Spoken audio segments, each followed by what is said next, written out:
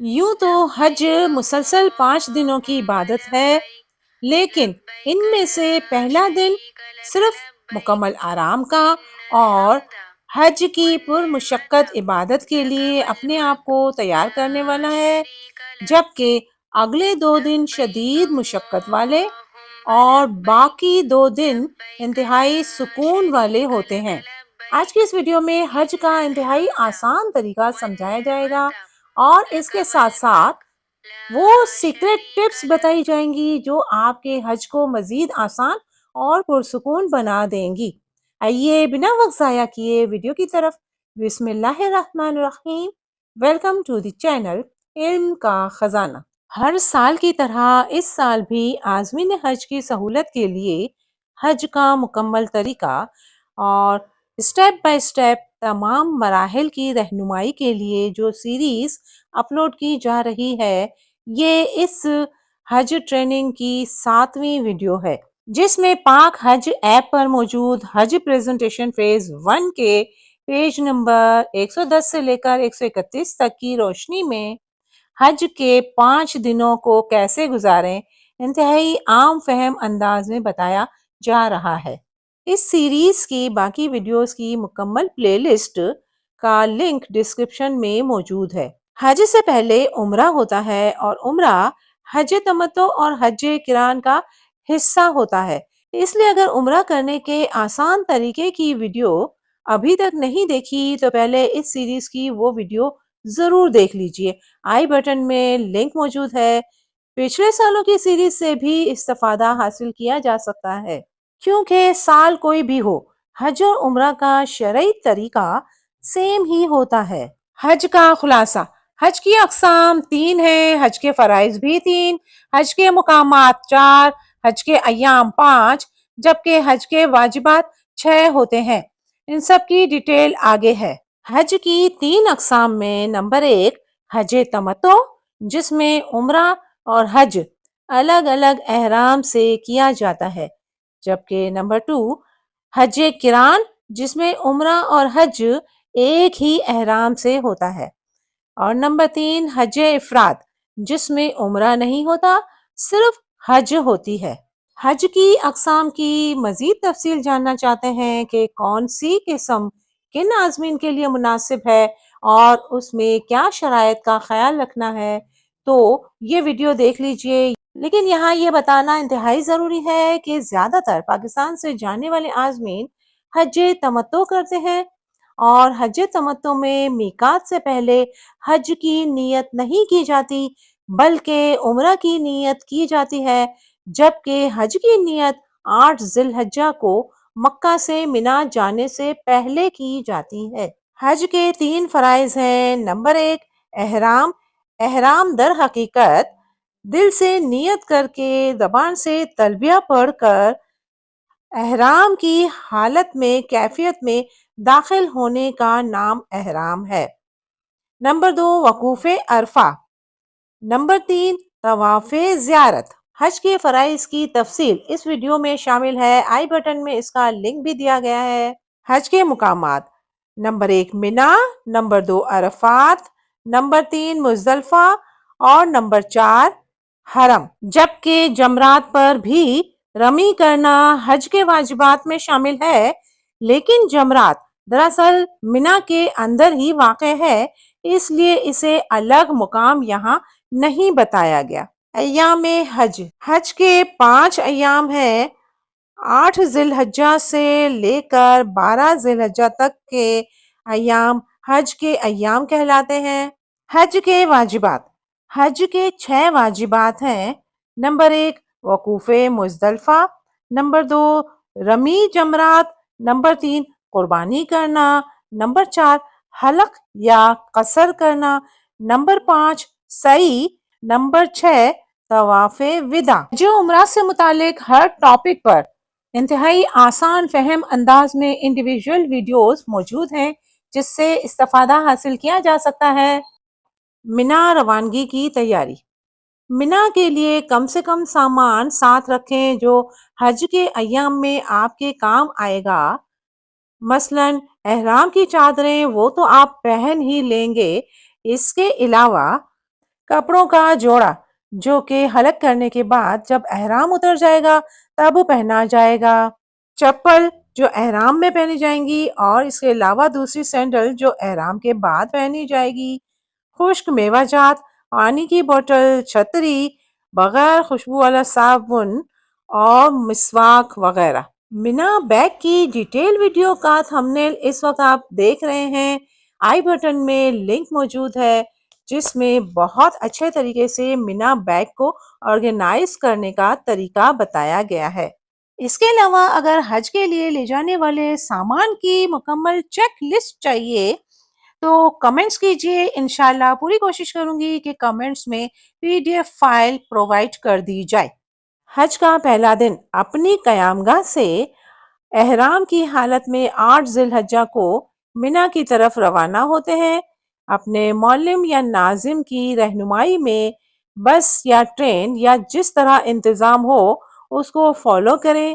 اگر 7 ذی الحجہ کی شام کو بھی مینا لے جائیں تو بھی کوئی حرج نہیں۔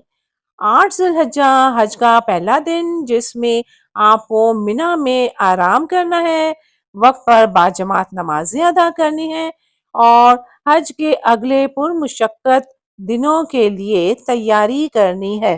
آپ کا حج 8 ذی الحجہ سے شروع ہو گیا، مگر حج کا یہ پہلا دن یوم ترویہ یعنی آرام کا دن کہلاتا ہے۔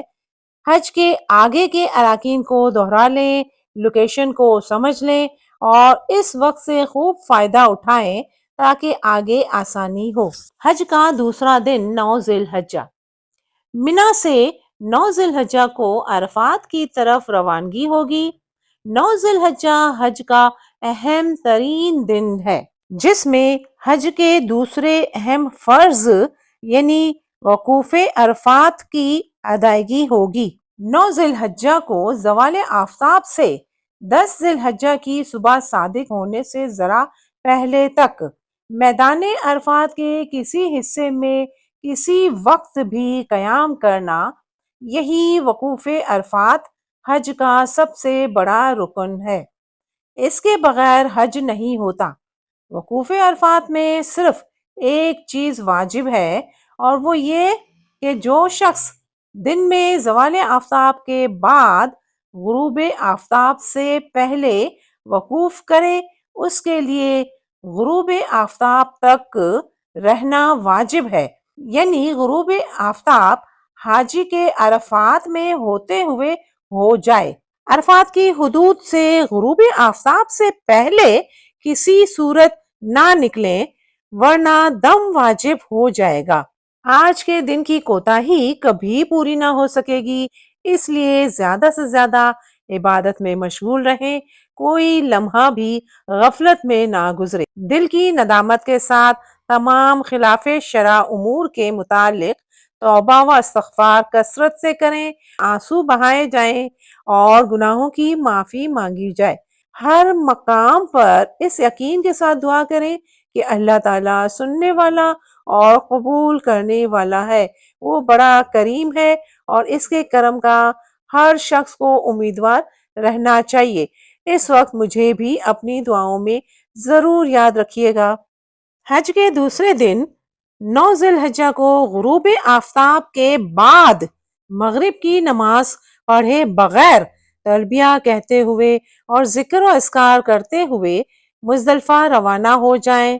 مزدلفہ پہنچ کر عشاء کے وقت میں مغرب اور عشاء کی نمازیں ملا کر ادا کریں۔ طریقہ یہ ہے کہ جب عشاء کا وقت ہو جائے تو ایک اذان اور ایک اقامت کے ساتھ پہلے مغرب کے 3 فرض پڑھیں، مغرب کی سنتیں نہ پڑھیں، پھر تکبیر تشریق اور تلبیہ پڑھیں اور اس کے فوراً بعد عشاء کے فرض ادا کریں۔ عشاء کی نماز کے بعد سنتیں اور نفل پڑھنا چاہیں تو پڑھ لیں، پھر وتر پڑھیں، مگر مغرب اور عشاء کے درمیان سنت یا نفل نہ پڑھیں۔ مغرب اور عشاء کی نمازوں میں ادا کی نیت کریں، قضا کی نیت نہ کریں۔ واضح رہے اگر کسی نے مغرب کی نماز عرفات میں یا راستے میں پڑھ لی تو جائز نہیں، مزدلفہ پہنچ کر دوبارہ مغرب کی نماز پڑھے اور اس کے بعد عشاء کی نماز پڑھے۔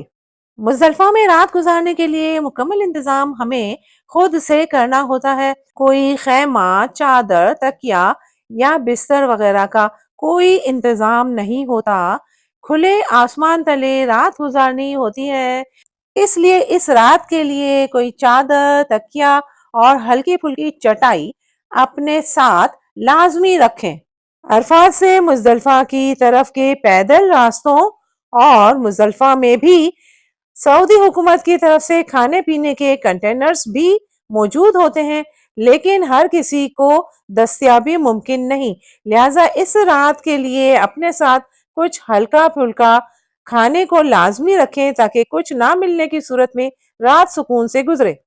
مزدلفہ کی رات اللہ تعالیٰ کا خوب ذکر کریں، تلبیہ پڑھیں، تلاوت کریں، درود شریف پڑھیں، توبہ استغفار کریں اور کثرت سے دعائیں مانگیں، کیونکہ یہ رات مبارک ہے۔ البتہ رات میں آرام بھی ضرور کیجیے، کیونکہ یہ حدیث سے ثابت ہے۔ مزدلفہ میں رات کا قیام سنت موقدہ ہے اور وقوف مزدلفہ حج کا واجب رکن ہے۔ عرفات سے واپسی پر مزدلفہ میں قیام کرنے کے بعد 10 ذی الحجہ کی فجر کی نماز ابتدائی وقت میں ادا کریں۔ اس کے بعد کھڑے ہو کر سورج طلوع ہونے تک جتنی دیر ہو سکے مزدلفہ کا وقوف کریں اور خوب رو رو کر اللہ سے دعائیں کریں۔ یہی وقوف مزدلفہ ہے جو کہ حج کا پہلا واجب ہے، خواہ یہ وقوف ایک لمحے کے لیے ہی کیوں نہ ہو۔ وقوف مزدلفہ کے اوقات 10 ذی الحجہ کی صبح صادق سے طلوع آفتاب تک ہے، لہٰذا رات کا قیام مزدلفہ میں ہی کریں اور صبح صادق کے بعد فجر کی نماز کی ادائیگی کے بعد وقوف کرنے کے بعد مزدلفہ سے منا کی طرف روانہ ہوں۔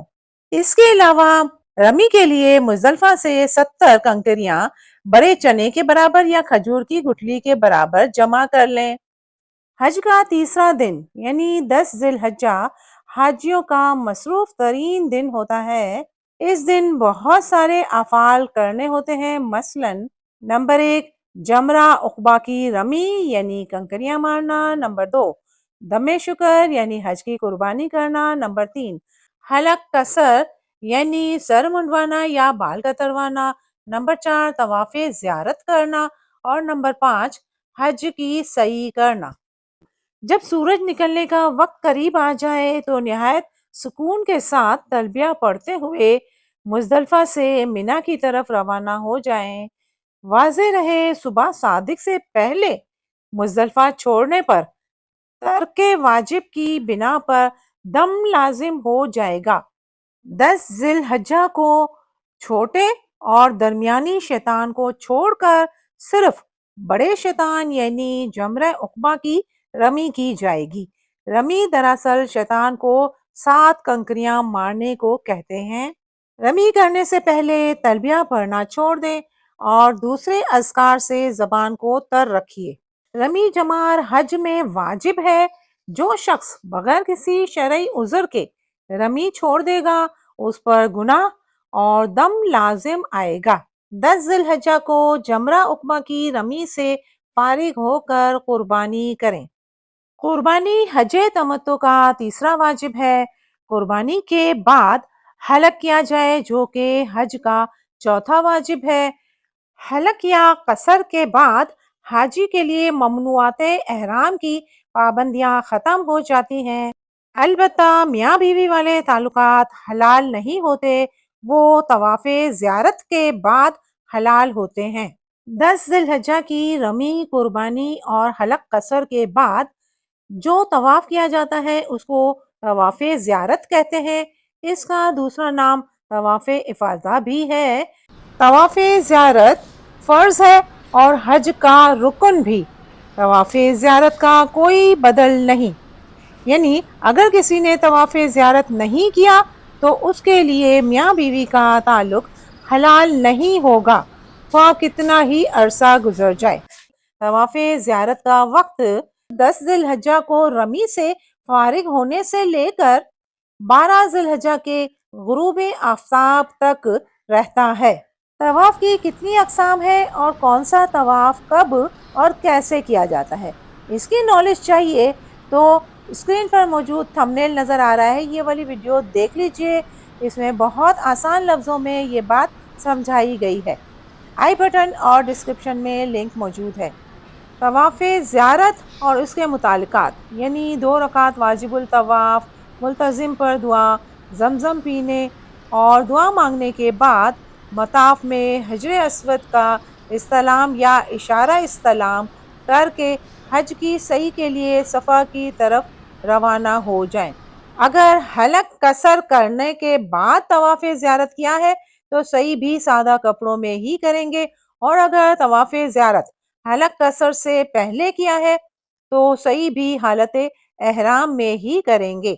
صحیح کرنا حج کا 5واں واجب رکن ہے، لہٰذا اگر کوئی شخص اس کو بلا عذر ترک کرے گا تو اس پر دم واجب ہوگا۔